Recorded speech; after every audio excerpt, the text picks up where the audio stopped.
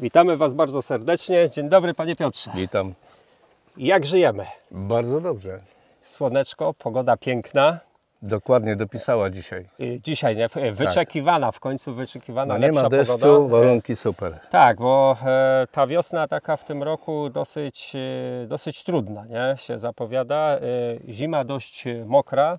Nie wiem jak tu na Waszych areałach, bo znajdujemy się tak naprawdę w województwie lubuskim. Powiat międzyrzecki. Dobrze Tak. mówię, nie? Nie Tak. kłamię. Nie. U nas wyglądało to tak w Wielkopolsce, że ta zima była bez śniegu, a sporo opadów i powiem tak, i te opady dość długo trwały i do dnia dzisiejszego tak naprawdę warunki, które by pozwalały wjechać w pole, no, są utrudnione, nie? I to tak, te prace są opóźnione i te okno transferowe będzie dosyć krótkie, czy robi się krótkie na wykonanie tych prac, że tak powiem w tym właściwym przedziale, jak ja to mówię, tym czasie agrotechnicznym, a jak dobrze Pan wie, no, dzięki temu właściwemu czasowi wykonania prac, no zaś te efekty są adekwatnie dobre. Jak zrobimy coś za późno, nie do końca dobrze, w za mokrych warunkach, no to już ta jakość tych prac jest różna, a jakość zaś tych plonów też już jest taka wątpliwa, nie? Piękny ciągnik. Dziękuję. Wygląda na świeżego, że tak powiem. No świeży jest w sumie, tak. Z 1000 motogodzin ma tam No zrobione? 1300 bodajże, Aha. około 1300. Czyli jak to mówię, silnik się dobrze dopiero ułożył. Dociera się prawidłowo. Tłoki się układają, nie? Dokładnie. Ale pomruk piękny, z daleka jak się jedzie, to... Nazywam go mruczek. A widzi Pan, no to sam powiem, ale pięknie mruczy. Te silnik, niby silnik potężny, ale jak ja to mówię, chodzi jak benzynka. No robotę robi. Tak. Robi robotę, nie? To już rozumiem ciągnik wyposażony w różne systemy tutaj nawigacyjne, bo widziałem, że tam z daleka, że już Pan tam kierownicy, że tak powiem, nie trzyma, bo... No śniadanie jadłem. Śniadanie w międzyczasie, Tak. nie? Czyli można robić kilka rzeczy naraz. Moc potężna, bo bodajże 370 koni, Tak. nie? No to już sobie poradzi naprawdę z potężnymi, dużymi maszynami. Nie ma tutaj ograniczeń, nie? A i przy takiej mocy, przy takiej kubaturze też, to i mocna hydraulika zapewne tutaj jest, no to Sprawdza się, tak. sprawdza się, nie? Bo już dzisiaj dużo maszyn jest o napędzie, że tak powiem, hydraulicznym w oparciu o hydromotory, tak jak i chociażby to, co jest tam przyczepione. Zaraz zdradzimy tajemnicę, co tam jest, bo jeszcze to nie do końca być może widać, nie? Rozrzutnik obornika, marka Bergman. Tak. Pan już od lat, wiem, że tak przygląda się, mieliśmy okazję rozmawiać podczas uruchomienia w kabinie, że to nie jest tak, że pstryk palcem Nie, ja przyglądałem mówi, się. Przyjedźcie, bo macie rozrzutniki. Tak. Niech Pan powie, bo jaka to geneza? Bo Pan mówił, że wcześniej już Pan patrzył. Ale Podczas podróży po Polsce Aha. kilkakrotnie właśnie zauważyłem ten rozrzutnik. Przyglądałem się, stawałem podczas tych wędrówek po Polsce, stawałem, przyglądałem się, zdjęcia robiłem, pytałem kierowców, operatorów Aha. i jak się pracuje na tym, no wszyscy zachwalali. Aha. Potem spojrzałem na pole, jakie jest pokrycie, no wszystko idealnie, także... No bo bardzo fajnie Pan powiedział, bo nie sztuką jest zachwalanie, ja już tak się No, trzeba samemu przez sprawdzić. handlowca, tak. czy nawet przez operatora, ale też ten trzeci krok, zobaczyć efekt. No trzeba mieć jak to- przekonanie Przekonanie samemu, trzeba fajnie. się przekonać samemu. Fajnie Pan to mówi i stąd też te nasze dzisiejsze spotkanie i te nasze tak zwane testowanie, nie? Dokładnie. Bo my tu nie mówimy o handlowaniu, bo to jeszcze nie ten etap, dalece nie ten etap. My lubimy, że tak powiem, nie tylko tam siedzieć za biurkiem Tak. i na placu opowiadać, jak wszystko jest czyste, ładne, nie? No bo maszyna jak stoi wypacykowana, wybłyszczona, to będzie każda ładnie wyglądać, ale o nie taką ładność nam chodzi. Tu chodzi o ładność, ale roboty, które Wykonania ona robi, pracy, nie? tak, dokładnie. Macie różne, że tak powiem, uwarunkowania tutaj polowe, jeśli chodzi o ukształtowanie terenu, bo z reguły tutaj takich płaskich terenów to też mniej, bo widzę tak sport, tak przynajmniej tu jesteśmy. No, zależy kto jak, ale takie pagórkowate, Pagórkowate, też są, nie? tak. Jasne. Też widzę i pod kątem zawieszenia na przyciągniku widzę miękka oś, amortyzowana Tak. kabina, to i tego komfortu, mimo i tych nierówności, że tak powiem, już na polu kształtowania i dalekich dojazdów, no bo tych hektarów trochę obsługujecie też, nie? Tak. I jak można spytać, ile mniej więcej? No razem mamy około 400.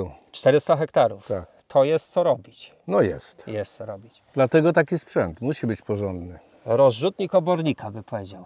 Służy do rozrzucania obornika. Już bardziej prościej się nie da wytłumaczyć. Ale ten potrafi jeszcze wapno rozrzucić. A też właśnie. A tutaj nawet to, co dzisiaj robimy przy tej pięknej pogodzie, też to ma jakiś specyficzny materiał jest. Pan mówił, No że to z jest- zagranicy dotarł Tak, nawet. tak, z Holandii poferment ekologiczny, bo nasze gospodarstwa są ekologiczne A, okej. i musimy wszystko mieć z certyfikatem, także tu jest pełny certyfikat. Nie jest pewnie, pan powie, nie jest pewnie łatwo pozyskać te materiały, nawozy, które spełniają No te niestety, normy. to są drogie nawozy i w Polsce no, nie ma takiej dostępności, więc ściągamy to z Holandii. Trzeba aż. poszukiwać Tak. na rynkach zagranicznych.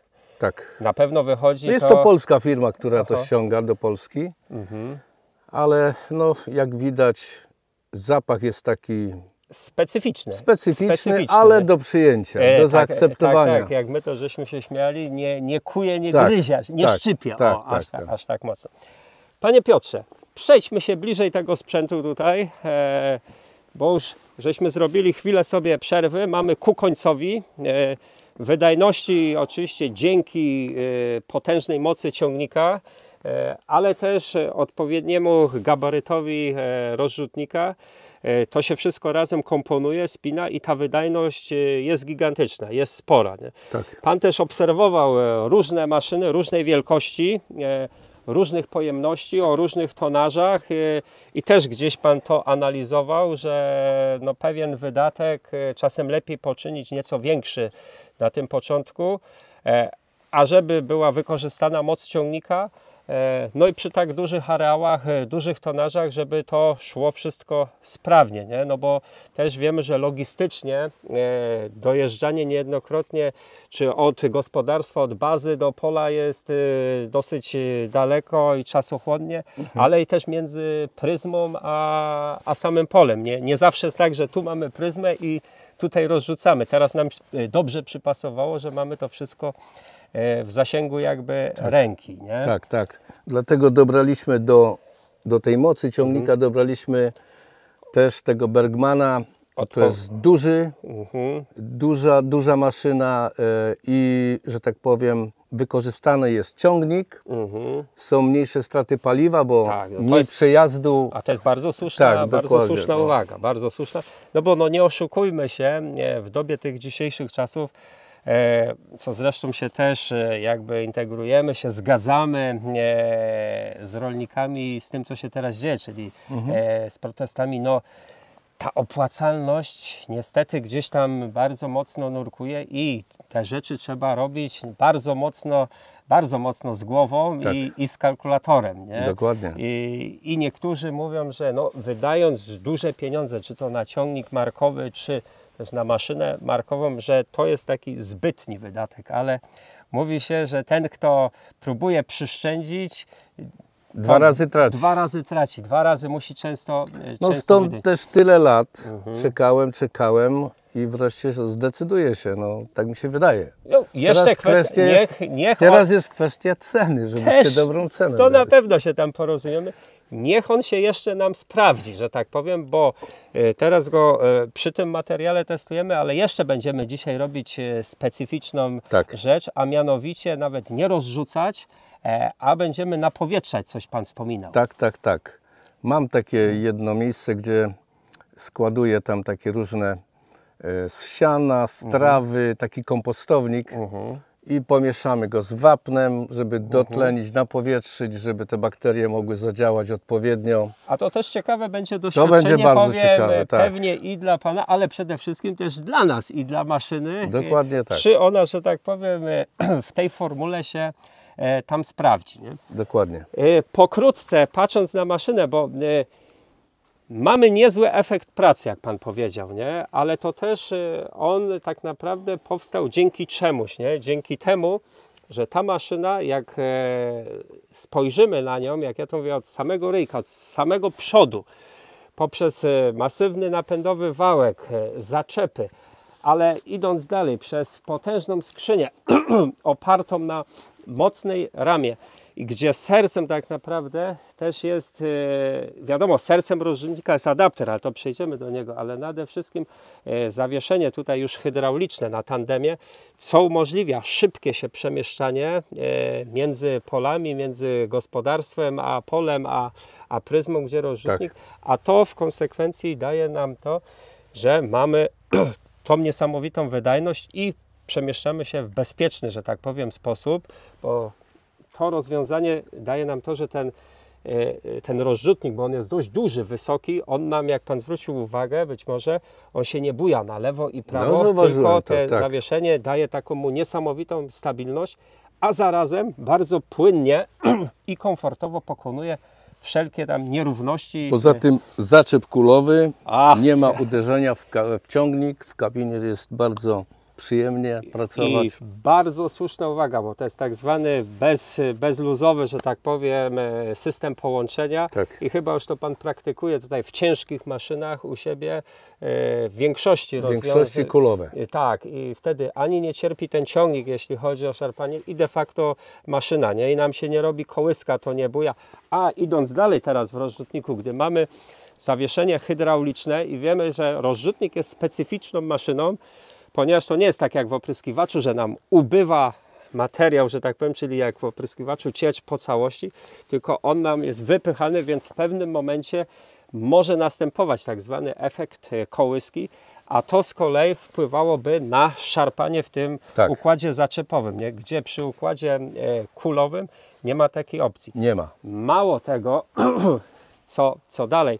W tej maszynie mamy przednią oś podnoszoną z pozycji operatora, co też jak mamy już mniejszą część, że tak powiem, towaru, czyli na tylnej części, my tą oś możemy sobie odciążać delikatnie, a to z kolei będzie powodowało, że maszyna nam się opiera na tylko i wyłącznie tylnej osi, a to będzie niwelowało, powtórzę, efekt tak zwanej kołyski. No i też na ogromnych skłonach, jeśli się takowe pojawiają, a tutaj w tym nierównym terenie takie rzeczy mogą występować, więc to jest taki niesamowity aspekt, nie?